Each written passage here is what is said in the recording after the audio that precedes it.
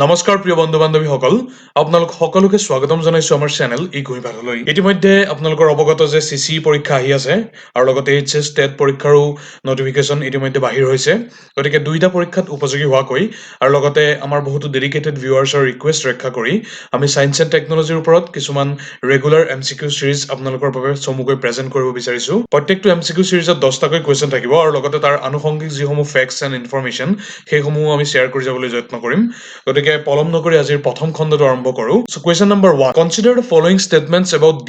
DNA that means deoxyribonucleic acid এই ডিএনএৰ বিষয়ে এই তিনটা অপচনৰ কোনকিটা শুদ্ধ কোনকিটা কাৰেক্ট হেতু ক'ব দিছে option A is it has a double helix structure held together by hydrogen bonds option B it is found only in the nucleus of a cell and option C DNA contains the instructions needed for an organism to develop survive and reproduce গতিকে DNA অৰ্থাৎ ডিঅক্সিৰিবোনিউক্লিক এসিডৰ প্ৰসংগত কোনকিটা option শুদ্ধ হ'ব option এ আৰু option C DNA কি হয় it is a carrier of genetic information found in the nucleus as well as mitochondria এতিয়া ইয়াত অপচন বিত কি কৈছিল যে একমাত্ৰ নিউক্লিয়াছত থাকে গতিকে অপচন বি টো শুদ্ধ নহয় তাৰ পৰিৱৰ্তে নিউক্লিয়াছ আৰু তাৰ লগতে ইউকেৰিটিক সেলৰ মাইটকন্ড্ৰিয়াটো ডিএনএ থাকে এতিয়া DNA contains the instruction needed for an organism to develop survive and reproduce এইটো অপচন সি ইতিমধ্যে কৈছে এতিয়া যদি আৰএনএৰ লগত কম্পেয়াৰ কৰা হয় অৰ্থাৎ ৰিবোনিউক্লিক এসিড তাৰ পৰিৱৰ্তে ডিএনএ বেছি ষ্টেবল হয় কিয় বেছি ষ্টেবল হয় কিয়নো তাৰ ডাবল হেলিক্স স্ট্ৰাকচাৰ থাকে এই ডাবল হেলিক্স স্ট্ৰাকচাৰটো এই চিত্ৰত দেখা পাইছে আপোনালোকে আৰু DNA the base pairs in each chain are held together by hydrogen bonding ইয়াত এই যিসমূহ আপোনালোকে ৰেখা দেখা পাইছে সেইসমূহ হাইড্ৰোজেন বন্ডিং চমুকৈ সেইসমূহত বুজাইছে আৰু ডিএনএ মলিকুলাৰ এটা পাৰ্টিকুলাৰ কম্বিনেশ্যন থাকে ইয়াত এতিয়া এ হৈছে এডিনোসাইন টি হৈছে থাইমিন জি হৈছে গুয়েনাইন আৰু চি হৈছে সাইটোসাইন এডিনোসাইনে সদায় থাইমিনৰ লগত আৰু গুয়েনাইনে সদায় সাইটোসিনৰ লগত বাইন্ড হৈ থাকে আৰু হেয়া এই চিত্ৰত স্পষ্টকৈ দেখা পাইছে পৰৱৰ্তী প্ৰশ্নলৈ যাব বিচাৰিছো question 2 Manav the human atlas recently seen in the news is related to what Manav the human atlas এটা বিশেষ প্ৰজেক্ট সেইটো কিহৰ লগত জড়িত কৰিছে option A measurement of average size of the feet of the population for use in the apparel industry option B mapping of the resistance of different ethnic groups in India to COVID-19 option C mapping of every tissue of human body for the understanding of the roles of cells and tissue related to different disease and option D identification of Indian diaspora around the world and their socio-economic conditions আৰু এই গোটেইকেইটা অপচনৰ ভিতৰত শুদ্ধ উত্তৰটো হৈছে option C এই মানৱ the human Atlas প্ৰজেক্টটোৰ জৰিয়তে ইণ্ডিয়ান সাইণ্টিষ্টসকলে কি কৰিব বিচাৰিছে যে they are trying to map every tissue of the human body মানৱ শৰীৰত থকা প্ৰত্যেকটো টিস্যুৰে তেওঁলোকে মেপিং কৰিব বিচাৰিছে যাৰ জৰিয়তে টিস্যু আৰু সেলসমূহে বিভিন্ন ডিজিজৰ ক্ষেত্ৰত কেনেদৰে লিংক হৈ থাকে সেই আণ্ডাৰষ্টেণ্ডিংটো তেওঁলোকে লাভ কৰিব বিচাৰিছে আৰু এই বিশেষ প্ৰজেক্টটো কোনে লঞ্চ কৰিছে department of biotechnology ministry of science and technology government of ইণ্ডিয়াই এই বিশেষ প্ৰজেক্টটো লঞ্চ কৰিছে আৰু এই প্ৰজেক্টটোৰ অংশ লোৱা ইনষ্টিটিউট দুটা হৈছে first one is national centre for cell science আৰু ছেকেণ্ড ওৱান ইজ বিখ্যাত ইনষ্টিটিউট পুনেৰ আইজাৰ আৰু এই বিশেষ প্ৰজেক্টটো লঞ্চ কেতিয়া কৰা হৈছিল 2019 চনৰ 10 মে তাৰিখে নিউ দিল্লীত এই প্ৰজেক্টটো লঞ্চ কৰা হয় moving on question 3 golden rice is developed to counter the deficiency of what এতিয়া এক প্ৰকাৰৰ বিশেষ ভিটামিনৰ যি ডেফিচিয়েন্সি যি অভাৱ সেয়া কাউন্টাৰ কৰিবৰ কাৰণে সেয়া নাইকিয়া কৰিবৰ কাৰণে এই বিশেষ ৰাইচ স্পেচিছটো ডেভেলপ কৰা হৈছে সাইন্টিফিক্যালি গোল্ডেন ৰাইচ এতিয়া শুদ্ধ উত্তৰটো হৈছে option C vitamin A deficiency নাইকিয়া কৰিবৰ কাৰণে গোল্ডেন ৰাইচ এই ভেৰাইটি প্ৰডিউচ কৰা হৈছে আৰু মূলতঃ ডেভেলপিং কাণ্ট্ৰিজসমূহত যিসমূহ উন্নয়নশীল ৰাষ্ট্ৰ সেই উন্নয়নশীল ৰাষ্ট্ৰত বিশেষকৈ শিশুসকলৰ ক্ষেত্ৰত ভিটামিন এ ডেফিচিয়েন্সি খুব এটা মাৰাত্মক কণ্ডিশ্যন পাইছে আৰু সেই কণ্ডিশ্যনটোক কাউন্টাৰ কৰিবৰ কাৰণে এই গোল্ডেন ৰাইচ ভেৰাইটিটো প্ৰডিউচ কৰা হৈছে আৰু এই গোল্ডেন ৰাইচটো কিয় ভিটামিন এ এটা উৎস হিচাপে কাম কৰে কিয়নো নৰ্মেল যিসমূহ ৰাইচ প্ৰজাতি সেইসমূহত এই বিটা কেৰোটিন নামৰ এটা বিশেষ কম্পোনেন্ট তাত এড কৰি দিয়া হয় আৰু সেই বিটা কেৰোটিনটো কি যে সিম্পলি প্ৰিকাৰচাৰ অফ ভিটামিন এ অৰ্থাৎ ভিটামিন এ প্ৰডিউচ এই বেটা কেৰোটিনৰ পৰা হ'ব পাৰে আৰু এই বেটা কেৰোটিনৰ প্ৰেজেন্সেই এই গোল্ডেন ৰাইচক আন ৰাইচ ভেৰাইটিজ সমূহৰ পৰা পৃথক কৰে আৰু লগতে এই গোল্ডেন ৰাইচৰ যিটো গোল্ডেন কালাৰ যাৰ বাবে ইয়াক গোল্ডেন ৰাইচ বুলি কোৱা হয় সেই গোল্ডেন কালাৰো সিম্পলি এই বেটা কেৰোটিন পিগমেন্টটোৰ উপস্থিতিৰ কাৰণেই হয় এই গোল্ডেন ৰাইচৰ প্ৰসংগত আনটা উল্লেখনীয় তথ্য বাংলাদেশ হৈছে প্ৰথমখন ৰাষ্ট্ৰ যি অফিচিয়েলি তেওঁলোকৰ দেশত এই গোল্ডেন ৰাইচ প্লেন্টিংৰ বাবে এপ্ৰুভ কৰিছে আৰু এই ক্ষেত্ৰত এটা বিশেষ স্পেচিফিক ৰিজন আছে সেইটো হৈছে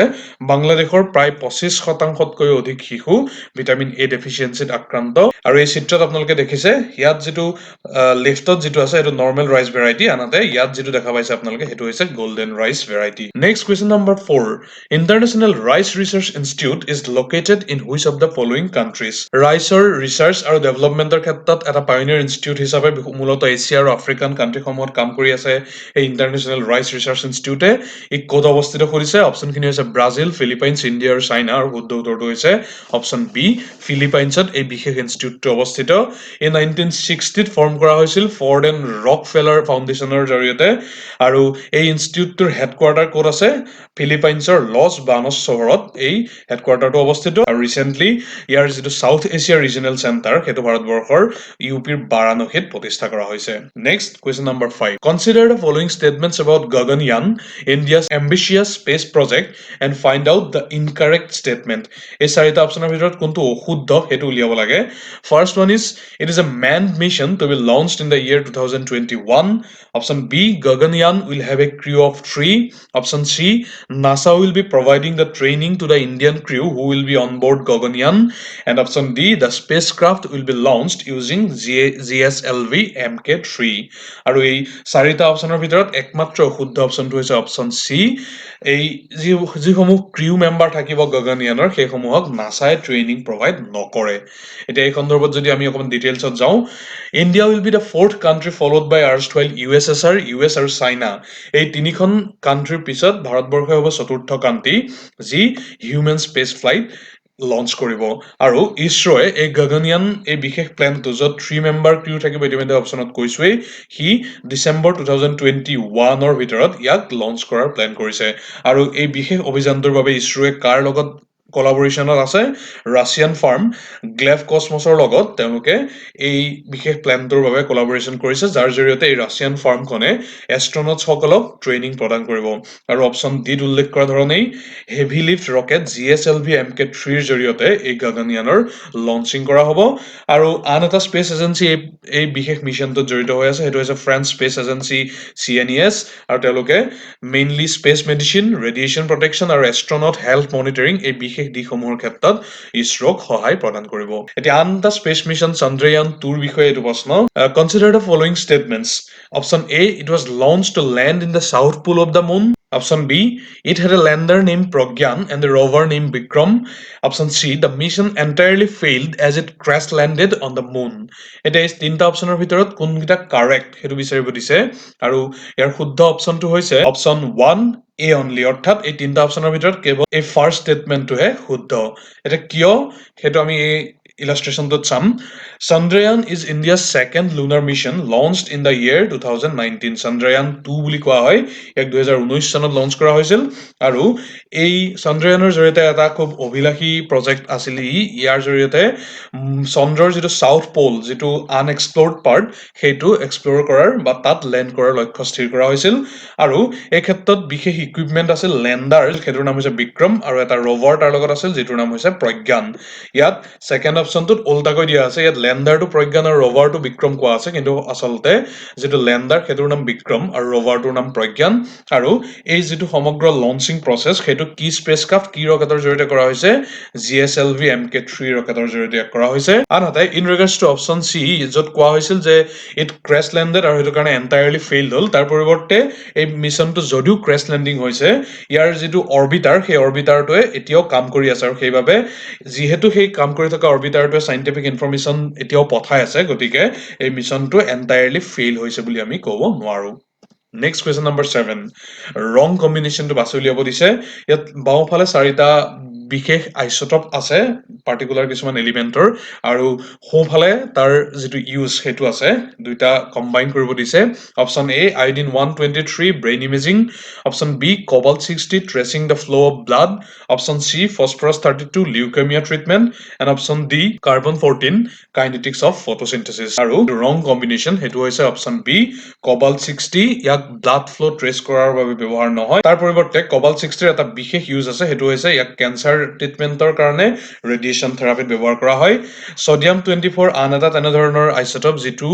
ব্লাড ফ্ল' ট্ৰেছ কৰিবৰ কাৰণে ব্যৱহাৰ কৰা হয় চ' কবাল্ট 60 ব্লাড ফ্ল' ট্ৰেছ নকৰে ছডিয়াম 24 কৰে তাৰ উপৰিও আইডিন 123 উল্লেখ কৰা ধৰণে ব্ৰেইন ইমেজিঙৰ কাৰণে ব্যৱহাৰ কৰা হয় কাৰ্বন 14 কাইনেটিক্স অফ ফটোচিনথেসিছৰ বাবে ব্যৱহাৰ কৰা হয় আৰু ফসফৰাছ 32 ইয়াক লিউকেমিয়া এই বিশেষ কেঞ্চাৰ প্ৰকাৰটোৰ ট্ৰিটমেণ্টৰ বাবে ফসফৰাছ 32 এই বিশেষ আইচোটপটোৰ ব্যৱহাৰ কৰা হয় next question number 8 which of the following is water soluble option A tocopherol option B vitamin K option C ascorbic acid option D retinol এটা টকোফেৰল এস্কৰ্বিক এসিড ৰেটিনল এই সমূহ সিম্পলি ভিটামিন সমূহৰ কিছুমান বিশেষ নাম ইয়াত আমি শুদ্ধ উত্তৰটো উল্লেখ কৰিছো অপচন সি এস্কৰ্বিক এসিড এতিয়া এই এস্কৰ্বিক এসিড ভিটামিন সিৰ ই আন এটা নাম ই ৱাটাৰ সলিউবল আৰু আন তিনটা অপচন টকোফেৰলটো হৈছে সিম্পলি ভিটামিন ই আৰু ৰেটিনল যেটো হৈছে ভিটামিন এ আৰু লগতে ভিটামিন কে এই তিনিওটাই হৈছে ফেট সলিউবল এতিয়া ভিটামিন সি টো ক'ত পোৱা যায় আমি সকলোৱে জানো ভিটামিন সি টেঙা জাতীয় যিসমূহ ফল সেইসমূহত পোৱা যায় সাইট্ৰাছ ফ্ৰুইটছ সমূহত বিশেষকৈ নেমু টেঙা জাতীয় যিসমূহ খাদ্য সেইসমূহত পোৱা যায় এটা ভিটামিন সি যেহেতু ৱাটাৰ সলিউবল হেতু কাৰণে সহজে শৰীৰৰ পৰা বাহিৰলৈ ওলাই যায় এক্সক্ৰিট হয় আৰু সেইবাবেই এই ভিটামিন সিৰ ৰেগুলাৰ ইনটেক খুব প্ৰয়োজনীয় নৰ্মেল ফাংচনিঙৰ বাবে next question number 9 which of the following is not a condensation polymer এটা পলিমাৰ সমূহক দুই ধৰণে ভাগ কৰিব পাৰে এটা হৈছে কনডেনসেচন পলিমাৰ এটা হৈছে এডিশন পলিমাৰ দুইটাৰ মাজৰ ডিফাৰেন্সটো কি আমি জানিম পৰৱৰ্তী স্লাইডত ইয়াত অপচনখিনি চাই লওঁ নাইলন 66 ডেক্ৰন বুনায়েছ আৰু বেকেলাইট এই চাৰিটা অপচনৰ ভিতৰত কোনটো কনডেনসেচন পলিমাৰ নহয় সুধিছে এতিয়া হয়তো কিছুমানে এটো উপলব্ধি কৰিব পাৰে যে এই প্ৰশ্নটো কিছু বেছি টান হৈছে কিন্তু এইচএছ টেট যেহেতু আছে হাই সেকেন্ডাৰী টেট গতিকে হাই সেকেন্ডাৰী টেটৰ প্ৰসংগত সায়েন্স এণ্ড টেকনলজিৰ ক্ষেত্ৰত কিছু খুব হাৰ্ডকোৰ সায়েন্স কুৱেশ্যন অহাৰ সম্ভাৱনা থাকে গতিকে 9 আৰু 10 এই দুটা প্ৰশ্ন আমি hardcore science and chemistry stuff হিচাপে ৰাখিছো এতিয়া এই buna S option C is the correct answer আৰু বুনা এছৰ বাদে আন সকলো কনডেনসেচন পলিমাৰ কিন্তু বুনা এছ হৈছে এডিশন পলিমাৰ এতিয়া প্ৰথমতে দুইটাৰ মাজৰ ডিফাৰেন্সটো কি এই পাৰ্টটোত চাই লওঁ এতিয়া এডিশন পলিমাৰত কি হয় এডিশন পলিমাৰত সিম্পলি মনোমাৰ সমূহ এতিয়া মনো মানে হৈছে এটা আৰু পলি মানে হৈছে বহুত এতিয়া এই মনোমাৰ সমূহ সিম্পলি এড হৈ এই এডিশন পলিমাৰেশন প্ৰসেসটো সম্পূৰ্ণ হয় আৰু ইয়াত কোনো বাই প্ৰডাক্ট পোৱা নাযায় অৰ্থাৎ সৰু একো মলিকুল ই এক্সট্ৰাকে প্ৰডিউস নহয় আনহাতে কনডেনসেচন পলিমাৰত কি হয় ইয়াত more than one different monomer থাকে এটাতকৈ বেছি প্ৰকাৰৰ মনোমাৰ ইটো হিটোৰ লগত কনডেন্স হয় আৰু তাৰ ফলত কিছুমান সৰু মলিকুল উদাহৰণস্বৰূপে HCl অৰ্থাৎ হাইড্ৰক্লোৰিক এসিড পানী এমোনিয়া এনেকুৱা ধৰণৰ সৰু কিছুমান মলিকুল বাই প্ৰডাক্ট হিচাপে বাহিৰ হ'ব পাৰে গতিকে বুনায়েছৰ ক্ষেত্ৰত কি হয় 113 বিউটাডাইন আৰু ষ্টাইৰিন এই দুটা বিশেষ কেমিকেল এই দুটা বিশেষ মনোমাৰ একেলগ হৈ বুনায়েছ ফৰ্ম হয় আৰু ইয়াত কোনো বাই প্ৰডাক্ট ফৰ্ম নহয় আনহাতে বাকি নাইলন 66 ৰ ক্ষেত্ৰত কি হয় হেক্সামিথিলিন ডায়ামাইন আৰু এডিপিক এসিড এই দুটা মনোমাৰ কনডেন্সড হৈ নাইলন 66 গঠন হয় আনহাতে বেকেলাইটৰ ক্ষেত্ৰত ফিনল আৰু ফৰ্মেলডিহাইড একেলগ হৈ বেকেলাইট গঠন হয় আৰু ডেক্ৰনৰ ক্ষেত্ৰত ইথিলিন গ্লাইকল আৰু টেৰিফথেলিক এসিড এইগিটা একেলগ হৈ ডেক্ৰন গঠন হয় গতিকে এই চাৰিটা অপচনৰ ভিতৰত বুনায়েছটো একমাত্ৰ পৃথক কিয়নো বুনায়েছটো কনডেনসেচন পলিমাৰ নহয় আৰু বুনায়েছটো কি simply it's an addition polymer next question number 10 আন এটা purely chemistry based question which one of the following is odd one এই চাৰিটাৰ ভিতৰত odd কোনটো সুধিছে গ্লাইসিন লাইসিন গ্লুকোজ আৰু এস্পাৰ্টিক এসিড আৰু ইয়াৰ শুদ্ধ উত্তৰটো হৈছে option C glucose glycine lysine আৰু এস্পাৰ্টিক এসিড এই গোটেইকেইটা হৈছে এমিনো এসিড এটো এটা বিশেষ কেমিকেল টাইপ সায়েন্সৰ ষ্টুডেন্ট সকলৰ বাবে সহজে হি অনুমেয় আনহাতে গ্লুকোজ হৈছে কাৰ্বোহাইড্ৰেট এটো আমি সকলোৱে জানো গ্লুকোজ কাৰ্বোহাইড্ৰেটৰ এটা প্ৰকাৰ গতিকে গ্লুকোজ একমাত্ৰ পৃথক এই চাৰিটা অপচনৰ ভিতৰত আন তিনিটা হৈছে এমিনো এসিড গতিকে ইমানতে আমি এই প্ৰথম খণ্ডৰ সামৰণি মাৰিছো যদি এই 10টা প্ৰশ্ন আপোনালোক উপকৃত হৈছে ইয়াৰ পৰা গতিকে আপোনালোকে অনুগ্ৰহ কৰি কমেন্ট কৰিব এনে ধৰণৰ ভিডিও আপোনালোকক ভৱিষ্যতে লাগে নে নালাগে আৰু লগতে এনে ধৰণৰ ভিডিওসমূহ ভৱিষ্যতে চাই থাকিবৰ বাবে অনুগ্ৰহ কৰি চেনেলটো সাবস্ক্ৰাইব কৰিবলৈ নাপাহৰিব আৰু লগতে কাষত থকা বেল আইকনটো দবাই থব অনুগ্ৰহ কৰি ভিডিওটো লাইক কমেন্ট আৰু শ্বেয়াৰ কৰিবলৈ অনুৰোধ জনালো ধন্যবাদ শুভৰাত্ৰি